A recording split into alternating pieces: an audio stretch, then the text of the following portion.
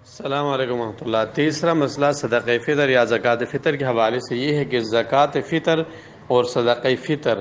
کس کے طرف سے ادا کیا جائے گا؟ تو صدقہ فطر اور زکوٰۃ فطر ہر اس انسان کے طرف سے ادا کرے گا جس کے کھانے پینے کی ذمہ داری آپ کی ہو،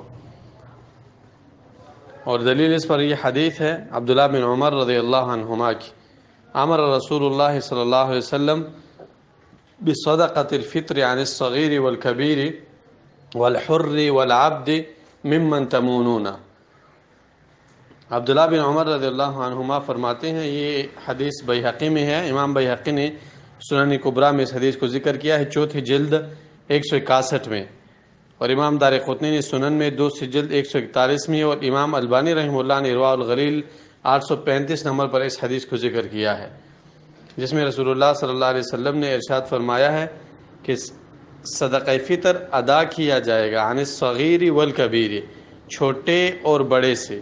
والحر والعبد، آزاد اور غلام سے، ممن تمونون، وہ چھوٹا بڑا، وہ آزاد اور وہ غلام جو مسلمان ہو، اور دوسرے نمبر پہ جن کے نفقہ کی ذمہ داری آپ پر ہو۔ پھر اس مسئلے میں بہت طویل اختلاف ہے احناف علماء اور شوافع اور موالک اور حنابلہ کے بیچ، لیکن جو مختصر بات ہے وہ یہ ہے کہ جس کے صدقے کی ذمہ داری، جس کے نفقے کی ذمہ داری انسان پر ہو، ان کی طرف سے صدقہ فطر انسان کو ادا کرنا چاہیے۔ السلام علیکم ورحمۃ اللہ۔ تیسرا مسئلہ صدقہ فطر یا زکوٰۃ فطر کے حوالے سے یہ ہے کہ زکوٰۃ فطر اور صدقہ